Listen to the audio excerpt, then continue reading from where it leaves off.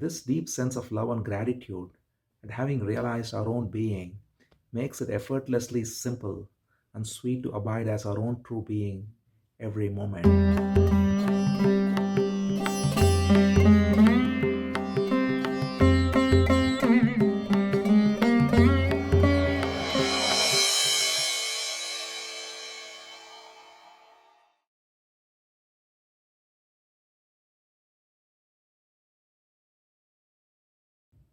A friend once asked about it recently.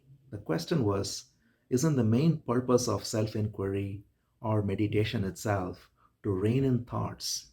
It's an interesting question because, at one level, it seems like thoughts are the enemy that clouds our nature as awareness.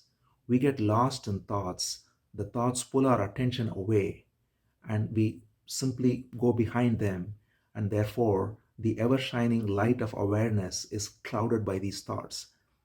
Therefore, it seems that we have to go past the cloud of thoughts in order to abide as the sky of awareness. Yet, once we recognize that our very nature as the sky of awareness itself remains the same whether there are clouds or not, then the clouds are not a problem. Because whether there are thoughts or there are no thoughts, as we said, whether there is content or no content, the light of awareness is ever present and illuminating. This realization also helps put thoughts in the right place. Just as the physical body does not entirely vanish, thoughts also do not simply entirely vanish just because of realizing our true nature as awareness. But they do get put in the right place. We realize that thoughts are needed only for engaging with the transactional needs of the world, whether it be cooking or driving or operating technology and so many other things. But there is no unnecessary thought beyond that, especially no psychological thinking, which is what is the root of all suffering. In other words, we don't need to suppress or control thoughts at all, but simply recognize and abide as the awareness in which thoughts rise and fall. One of the traps with meditation, including self inquiry, is the tendency to control thoughts or suppress thoughts, but the intent is not there at all. Of course, the flip side of running behind thoughts and indulging in them is not the way either. Instead, it is to go to the root of thought itself.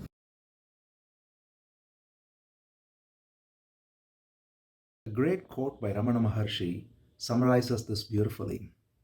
Trace every thought to its source. If you let a thought run, it will then go on endlessly. But trace the thought to its root and go to the source. Or, as he puts it elsewhere, dive deep into the source of thought like a pearl diver dives into the ocean. The idea here is that when there is a wave in the ocean, we just need to go into the source from which the wave arises. We don't have to change the wave with another wave. Thoughts are like waves in the ocean of awareness. So, another thought that goes, how do I stop this thought or control this thought, is simply another wave. We can call the secondary thought the I thought, and then we can try to catch on to it as if it's another thought to hold on to, and then it's simply another wave. But the ever present awareness, that is our real nature, is the very water in the ocean from which all the waves rise. So the I thought, as we conceive it, is simply a wave in the ocean. But the true I, as our own being, is the ocean itself, or the water in the ocean from which all thoughts arise. So, in attempting to suppress a thought, we have merely succeeded in adding an additional thought which says, I have to now control this thought or suppress this thought. Therefore, we don't have to condemn any thought, we don't have to judge any thought, suppress any thought. And of course, as we pointed out, we don't have to, or we ought not to, run behind and get caught up in a thought either. We simply have to trace the thought back to the source from which it arises. We simply have to recognize that the thought is rising and falling within awareness, which is the light of being, which is my very nature. So, if we trace the source of thought, then any thought is an opportunity to do so. We don't have to bother with reining in thoughts, but at the same time, It's also important to not indulge in thoughts, as we said already.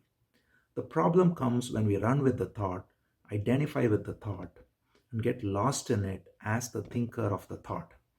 That's why it's like dreaming, because in a dream, we are lost as a fictitious person, identified with a fictitious avatar, and engaging with a fictitious world. But many times, that's exactly what we end up doing in waking world as well. I may be sitting here, but lost in a thought where I have taken on the image of the thinker, of the subject, and engaging with an object, which can be another person or incident or situation that happened in the past, or a worry about what's going to happen in the future. So I'm basically enacting the exact same process of a dream while being awake. If we engage in thought, run with thought, we are not going to see the reality of our being. But also, if we judge, condemn, or suppress thoughts, we are not going to the root either. Because when we do, in effect, we judge ourselves, and then it only becomes an unhelpful process. Why I'm having these thoughts, why I'm having so many thoughts, etc. All of that is only taking us away further into identification with the thinker as me, without realizing that the idea of me is itself yet another thought. Instead, when a thought arises, we can see, okay, there is this thought now. Where is this thought arising from? What is the light in which this thought is known? This inquiry will eventually reveal the ground, the state of awareness, the light of awareness, our being. By diving deep and remaining as the source, thought doesn't bother us anymore.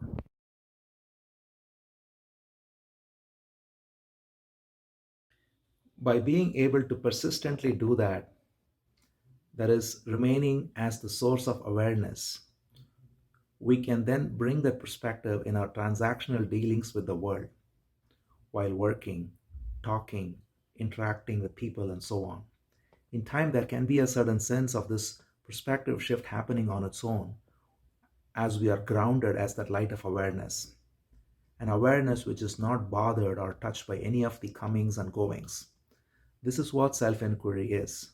So it's not a process that we do 20 minutes in the morning, 20 minutes in the evening, though that can be helpful to get into the practice, so to speak, as we begin to explore this.